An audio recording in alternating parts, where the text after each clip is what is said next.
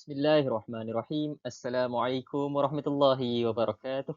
Alhamdulillah wassalatu wassalamu ala Rasulillah wa ala alihi wa sahbihi wa wala. Baik, bersyukur Allah hadrat Allah Subhanahu wa taala kerana dengan izinnya kita sama-sama dapat bersama dalam Sigma 14 Seminar Antarabangsa Akidah, Agama dan Sains Sosial 2024 dengan tema Kelestarian Akidah Ahlussunnah wal Jamaah dalam memperkasakan Malaysia Madani pada hari ini. Alhamdulillah. Baik, sebelum tu saya perkenalkan diri saya, insyaAllah. Nama Muhammad Khairul Nas bin Nasri, selaku pembentang pada hari ini dengan kertas kajian kami iaitu isu dan cabaran dakwah mu'alaf di Negeri Sembilan, analisis pandangan para pengajar dalam aspek pendidikan.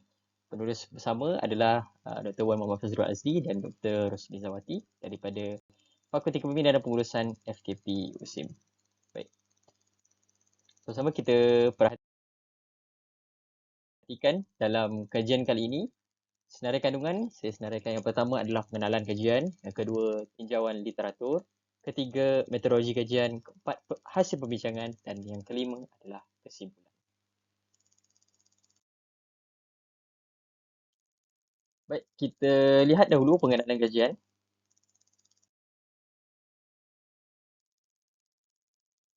Pendidikan atau ilmu merupakan antara elemen penting dalam kehidupan seorang Muslim. Islam khususnya sangat menitik beratkan soal menuntut ilmu kerana dengan ilmu manusia dapat membezakan antara hak dan yang batil bagi mencapai motif penciptaan manusia khususnya. Dalam Quran dan hadis sendiri terdapat pelbagai ayat yang menceritakan tentang kelebihan ilmu dan keutamaannya. Okay, sebagai contoh, yarfa'illahu alladhina amanu minkum walladhina utul ilma darajat. Dalam surah Fatir, innama yakhshallaha min ibadihi ulama. Dalam hadis juga Nabi menyebutkan man salaka tariqan yaltamisu fihi ilma sahalallahu lahu tariqan ilal jannah. Okay. Dan hadis yang lebih masyhur itu mayyuridillahu bihi khairan yufaqihu fid din. Barang siapa yang Allah nakkan kebaikan baginya, maka Allah akan bagi kefakihan baginya dalam mendalami ilmu agama. Okay, para ulama juga tidak terlepas dalam mengembangkan ilmu-ilmu pengetahuan. Sebagai contoh, Imam Ibn Qayyim Al-Jauzi menekankan menulis dalam kitab Miftah Darus Sa'adah tentang lebih daripada 20 kelebihan ilmu berbanding harta. Sebagai contoh, ilmu akan memelihara tuannya, manakala harta tuannya yang akan memelihara dia. Okay? Ilmu, harta akan habis dinafkahkan, tetapi ilmu makin dinafkahkan, makin diberi, makin berkembang dia. Masya-Allah. Begitu juga kata-kata Imam Syafi'i rahimahullah taala, aku rela berdebat dengan 10 orang cerdik berbanding dengan satu orang jahil. Okay. Di sini menunjukkan betapa pentingnya nilai ilmu itu sendiri. Maka hal yang serupa harus ditempuh oleh saudara baru atau mualaf dengan pelbagai rintangan selepas proses transisi masuk ke agama Islam. Dan mereka yang baru nak berjinak-jinak dengan Islam dan sebagainya mesti memerlukan ilmu pengetahuan yang benar serta sokongan moral daripada umat Islam itu sendiri. Sistem pendidikan yang mantap dan holistik mampu meneguhkan akidah mualaf itu sendiri sekaligus membendung mereka daripada kembali kepada ajaran atau kepercayaan asal mereka. Menurut statistik daripada bahagian dakwah JAKIM, dianggarkan sekitar 10,000 orang telah memeluk agama Islam daripada tahun 2010 hingga 2018. Okay. Maka peningkatan ini menunjukkan bahawa satu usaha perlu dilaksanakanlah, khususnya daripada orang Islam itu sendiri untuk membantu saudara-saudara baru kita. Maka justru artikel ini akan memfokuskan kepada isu berkaitan PNP atau pengajaran dan pembelajaran mualaf serta langkah pemberkasaannya.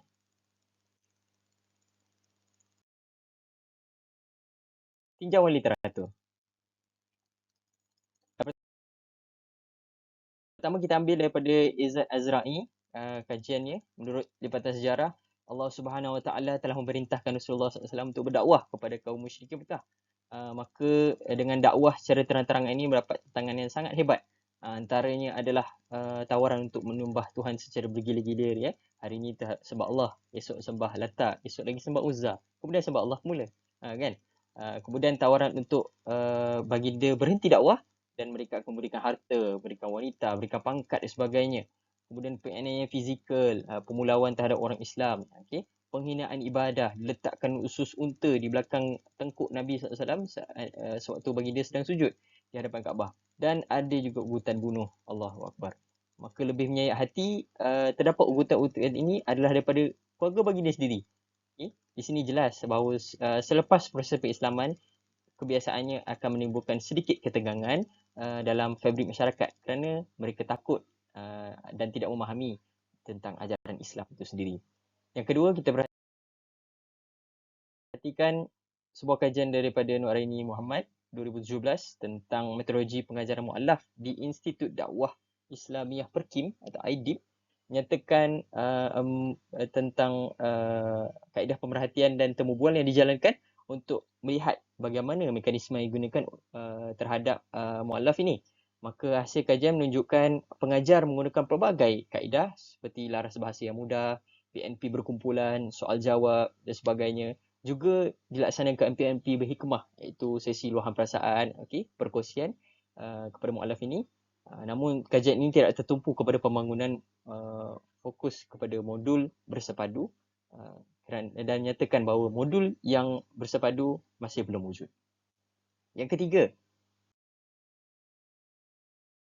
sebuah kajian daripada Fuad Johari 2013 menyatakan aktiviti atau program yang telah dijalankan oleh Majlis Agama Islam Selangor untuk asnaf mu'allaf. Hasil menunjukkan asnaf mu'allaf merupakan asnaf yang tertinggi menerima zakat tahunan berbanding fuqara, masakin dan fi sabilillah untuk tujuan pengurusan dan pembangunan dakwah mu'allaf itu sendiri. Maka sebanyak 31 program telah dirancang dan dilaksanakan untuk memastikan mu'allaf ni selepas daripada tempoh 5 tahun mereka bersedia untuk menjadi mukallaf atau bersedia menjadi orang Islam yang bersedia untuk melaksanakan amalan harian sebagainya. Walaupun terdapat pelbagai pilihan, pengkaji berpendapat bahawa untuk mencapai matlamat pendidikan mu'allaf harus untuk ada modul bersepadu sebagai panduan utama mereka. Yang terakhir, saya ambil daripada kajian Faizi Adnan tentang analisis modul pengajaran dan pembelajaran kelas pengajian mu'allaf di Baitus Salam Selangor, menyatakan bahawa kaedah pembelajaran harus diubah mengikut kehendak pendidikan abad ke-21 dan IR atau Revolusi Industri 5.0. Ini bertujuan mewujudkan kelas yang lebih interaktif sesuai untuk setiap tahap pemahaman pelajar. Kaedah tradisional dilihat kurang memberangsangkan, maka harus diserapkan atau dioptimumkan penggunaan seperti edutainment, education plus entertainment supaya dapat menarik mu'allaf untuk mempelajari Islam dengan akses hanya di hujung jari.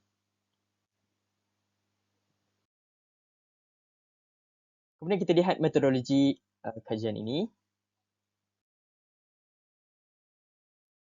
Baik, sebuah Google Form telah diedarkan kepada 29 tenaga pengajar mu'allaf yang mewakili setiap daerah di Negeri Sembilan.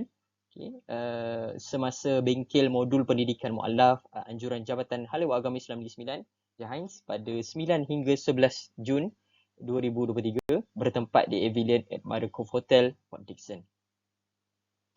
Maka hasil daripada perbincangan bersama tenaga pengajar mu'allaf FGD atau Fokus Education, jadi boleh diperhatikan di sini telah dirumuskan kepada 20 permasalahan, 6 berkaitan dengan pengajar dan silibus, 9 berkaitan situasi mu'allaf dan 5 berkaitan dengan psikologi dan mental mu'allaf.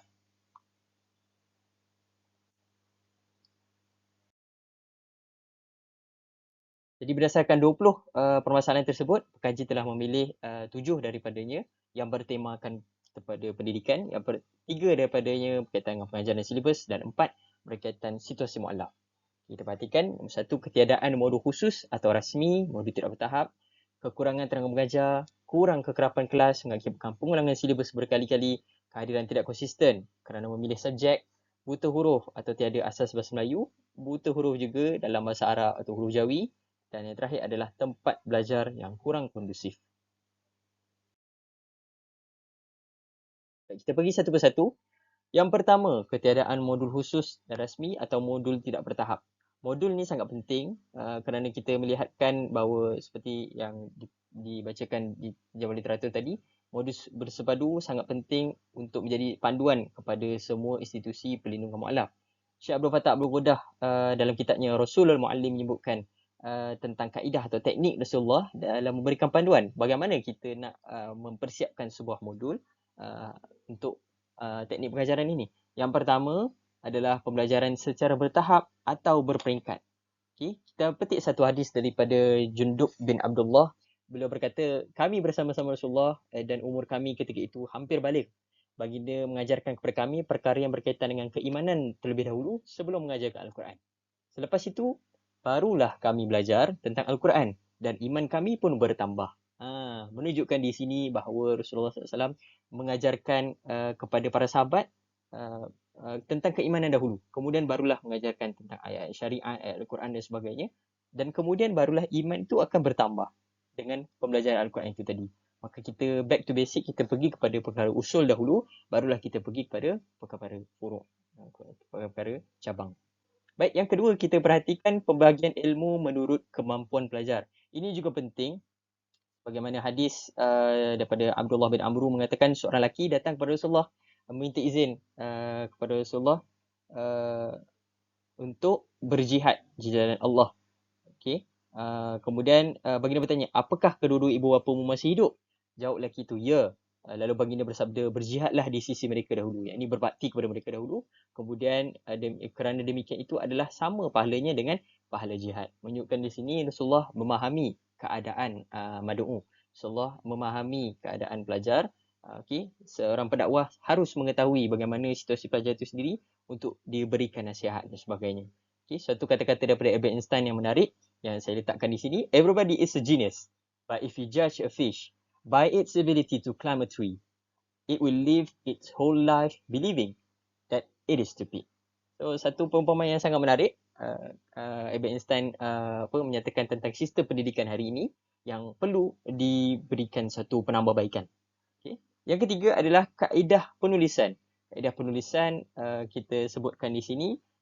Sebagaimana kita tahu, baginda Rasulullah SAW mengutuskan banyak surat ke serata tempat kepada para raja dan sebagainya untuk berdakwah dengan menggunakan nama baginda. Dan isi kandungannya adalah menyuruh kepada Allah Subhanahu Wa Taala, menyuruh kepada ajaran Islam. Ada juga surat menjelaskan tentang hukum hakam kesyariatan Islam, bagaimana Islam itu sendiri kepada raja-raja ataupun negara yang baru menganut agama Islam. Dan ada juga yang telah dicetak dan diedar-sebarkan. Menunjukkan di sini kaedah penulisan sangat efektif dalam kita memberikan satu modul khusus kepada para pelajar. Okay, kita sentuh sedikit tentang ABM, alat bantu mengajar, juga dirasakan sangat perlu berdasarkan IR 5.0 pada hari ini, iaitu kita boleh bahagikan alat bantu mengajar seperti bahan bukan elektronik, bahan elektronik dan bahan bercorak pengalaman atau alam sekitar.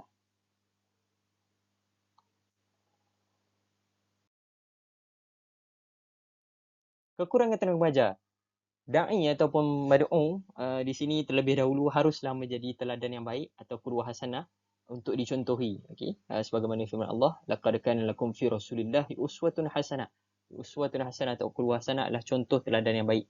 Maka apabila kurang tenaga mengajar yang boleh menjadi contoh kepada lapisan masyarakat ini, pihak berautoriti atau agensi kerajaan harus memandang serius dengan memberikan beberapa inisiatif sebagai contoh, memberikan intensif tambahan kepada tenaga mengajar yang bekerja lebih masa atau overtime, melatih dan meramaikan sukarelawan atau aktivis dalam kalangan pelajar universiti dalam bidang pengajian Islam supaya mereka ini tidak asing dengan berkomuniti bersama masyarakat dan sebagainya. Akhirnya, kesannya adalah apabila mereka masuk ke bidang industri, mereka lebih memahami bagaimana situasi mu'alaf itu sendiri, bagaimana situasi madu'u ataupun sasaran dakwah. Yang terakhir adalah memberikan skim latihan kepada mu'alaf yang matang ataupun lebih tempoh, yang sudah habis tempoh mu'alafnya untuk menyampaikan dakwah bagi mereka yang berkebolehan, yang dilihat berkemampuan untuk menyampaikan dakwah kerana mereka lebih memahami situasi saudara sebangsa mereka dan sebudaya mereka. InsyaAllah. Kita lihat masalah seterusnya atau isu seterusnya, iaitu kurang kekerapan kelas dan kehadiran yang tidak konsisten kerana memilih subjek. Okay. Umum mengetahui Malaysia merupakan rakyat Malaysia merupakan rakyat yang sibuk dengan pekerjaan dan tanggungjawab masing-masing. untuk keluarga dan sebagainya, dan kadang-kadang terlupa tentang aspek pendidikan. Maka di sini pekaji mengesyorkan 4 inisiatif yang boleh dijalankan, iaitu yang pertama melaksanakan pembelajaran secara 2 mod, segerak dan tidak segerak. Segerak bermaksud secara berhadapan ataupun secara live, masuk Google Meet dan sebagainya. Okey, yang pendakwah dan juga muallaf berada dalam satu majlis, ataupun tidak segerak bermaksud pendakwah memberikan tugasan, memberikan video, memberikan penjelasan dan sebagainya, dan akan didengar atau akan diikuti oleh muallaf pada waktu yang waktu lapang mereka lah. Okay. Yang kedua, memperuntukkan masa dan tempat yang khusus untuk kelas fokus. Ini juga penting bagi muallaf yang mungkin sibuk. Maka mereka boleh, sebagai contoh kita ambil hari Ahad pada jam 8 hingga 10 pagi. Kita fokuskan tentang Q&A, tentang update bagaimana sudah hafal ke bacaan dalam solat, okay? Ataupun bacaan-bacaan untuk semakan dan sebagainya. So kita fokuskan untuk kita elakkan segala sebarang gangguan pada waktu ini. Dan yang ketiga, penjadualan efektif dan seimbang dalam kalangan tenaga mengajar. Ini juga penting sebab kadang-kadang ada muallaf yang free malam, ada muallaf yang free petang dan sebagainya, atau hujung minggu. Maka interaksi atau communication antara kedua pihak ini sangat penting. Yang terakhir adalah penggabungan kelas itu sendiri. Juga mungkin boleh menarik perhatian muallaf untuk datang hadir ke kelas bagi mereka yang agak memilih subjek, dan boleh juga dilaksanakan secara integrasi antara dua subjek itu sendiri.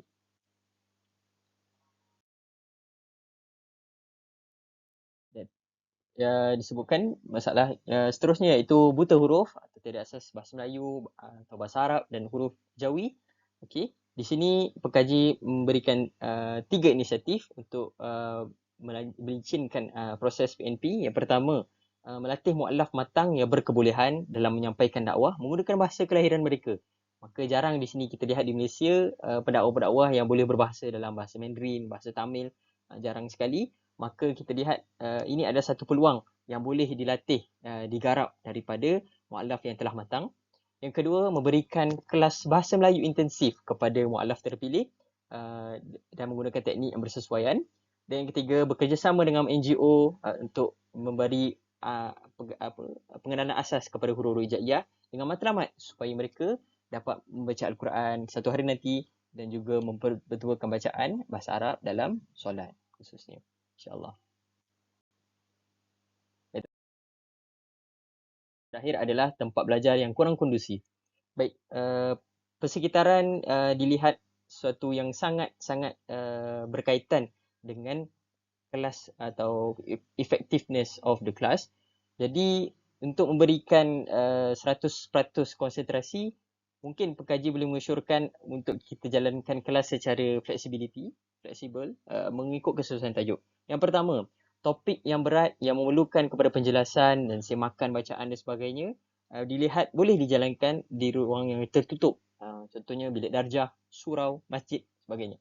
Tetapi untuk topik-topik yang ringan, untuk mengemas-kini soal kehidupan, Q&A, ibadah, semakan amali dan sebagainya, boleh dijalankan di tempat yang terbuka. Sebagai contoh di kedai makan atau di kawasan kediaman, kejiranan dan sebagainya. Maka di sini kita perlu untuk melihat kepada kreativiti para pendakwah untuk menyampaikan dakwah itu sendiri bagi kategori SRZ atau sukarelawan rakan ziarah.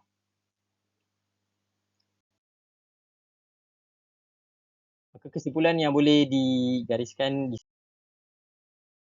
sini dalam kajian kami, tidak semua masalah harus dilihat sebagai masalah, kerana ada kalanya permasalahan yang timbul boleh menjadi titik perubahan kepada permasalahan yang sedia ada, untuk kita inovasikan, untuk kita murnikan dengan cara yang lebih matang atau cara yang lebih sesuai dengan situasi muallaf semasa.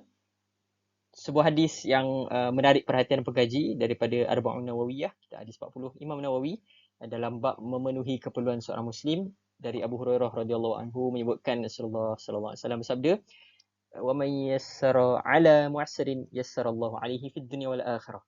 Barang siapa yang memudahkan urusan orang yang susah, Allah akan mempermudahkan urusannya di dunia dan di akhirat. Hadis riwayat Muslim. Dan di hujung hadis ni Rasulullah menyebutkan, wallahu fi auni al-'abdi ma kana al-'abdu fi auni akhi. Allah akan sentiasa bersama menolong hambanya selama mana hambanya menolong saudaranya yang lain. Masya-Allah, satu connectivity yang sangat hebat dalam hadis ini. Maka perkara-perkara yang telah digariskan atau inisiatif yang telah digariskan dalam kajian kami wajar diberi perhatian lah oleh agensi yang berkaitan dengan perusahaan dakwah, khususnya di Negeri Sembilan dan khususnya dalam aspek pendidikan. Kerana ilmu sangat penting bagi seorang Muslim. Dan beberapa inisiatif telah diutarakan dan cadangan daripada pekaji juga untuk kajian pada masa akan datang adalah kita jalankan temu bual bersama dengan mualaf untuk kita tahu bagaimana analisis keperluan, bagaimana kita nak tahu apa sebenarnya yang dihadapi pada dari perspektif mualaf itu sendiri. Dan sedikit lampiran gambar yang telah dijalankan FGD, Fokus Group Discussion bersama Kerana Mengajar di Admiral Cove Hotel Port Dickson.